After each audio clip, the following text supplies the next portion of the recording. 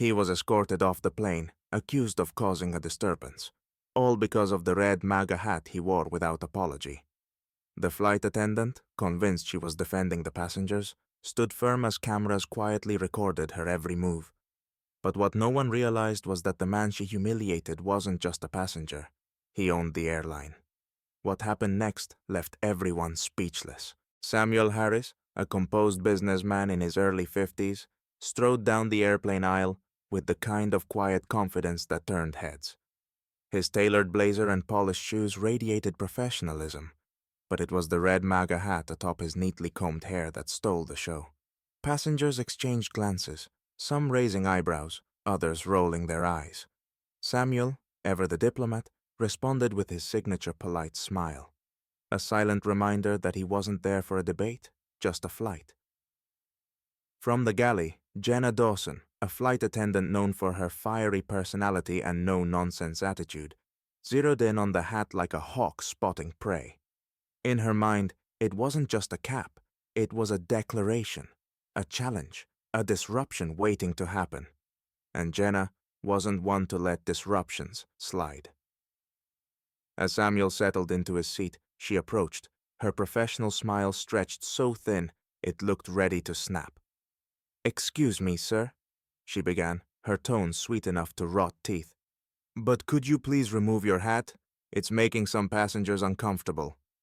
Samuel glanced up from his book, calm as ever.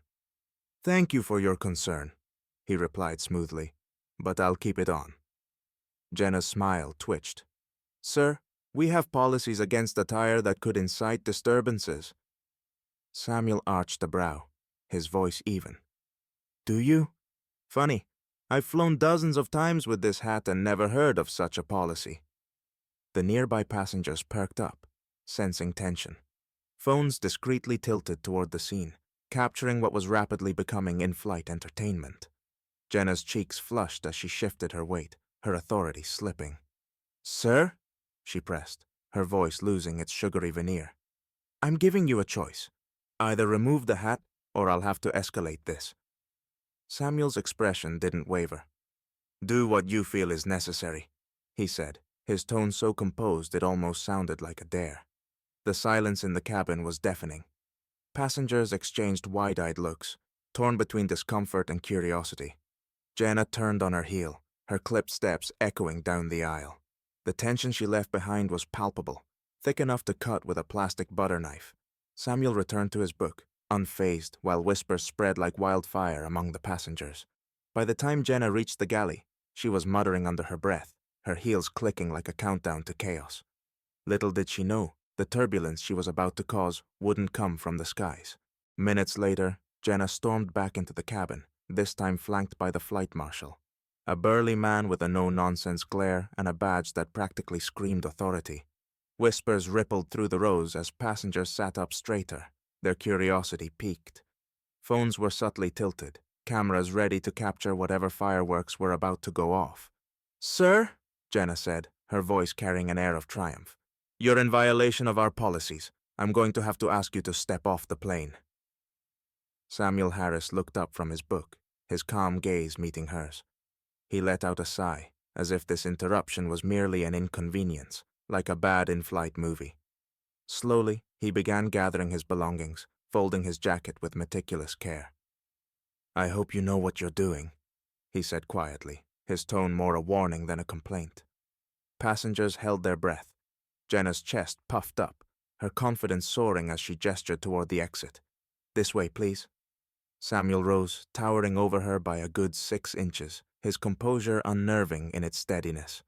As he walked past the marshal, the two exchanged a brief nod, almost as if they were silently acknowledging the absurdity of the situation.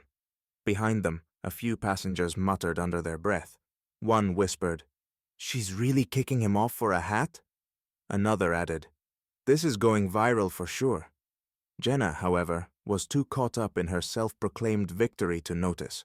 She returned to the galley, chin held high, basking in what she thought was the righteous glow of enforcing the rules. Her colleagues, however, weren't celebrating.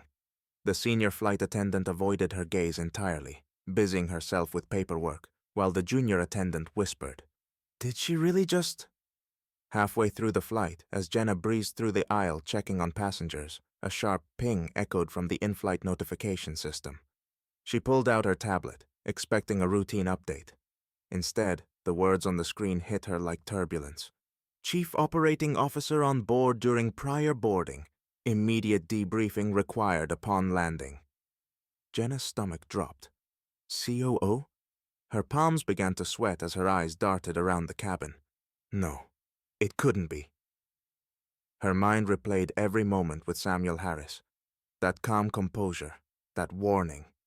Pieces started falling into place, and with each one, her confidence crumbled. The once smug smile faded from her face as dread set in. She gripped the tablet tighter, heart racing. This flight wasn't going to end the way she thought. As the plane rolled to a stop, Jenna adjusted her scarf, smoothing her uniform with a smug sense of satisfaction. She was already planning how to recount her heroic actions to her friends, how she stood up for passenger comfort against the man in the offensive hat. But her victory lap was cut short when Mark Danvers, the airline's CEO, appeared at the gate. "Jenna," he said, his voice sharper than the boarding stairs. "We need to talk." Her confident smile faltered. "Sir, I was just enforcing—" Mark raised a hand, silencing her mid-sentence. His tone turned frigid. "That disruptive passenger you removed?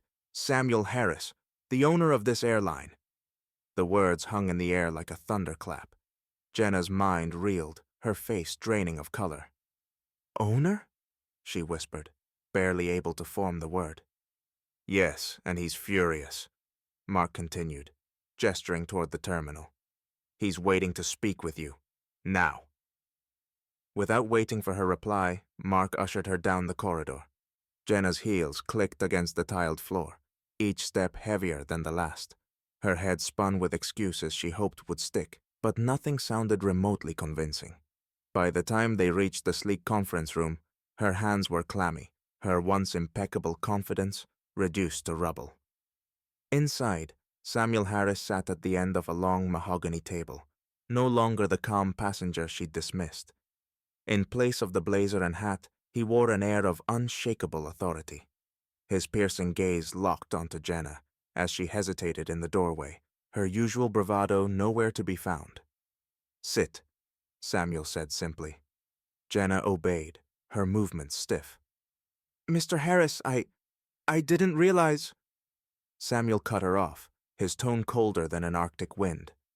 "Clearly, you didn't realize who I was, and you didn't realize the damage your actions could cause. My hat offended you? Let me tell you what offends me. Employees who think their personal biases override company policy." Jenna shrank in her seat, her earlier defiance reduced to a faint murmur. "It was a misunderstanding." "No," Samuel interrupted, his voice razor-sharp.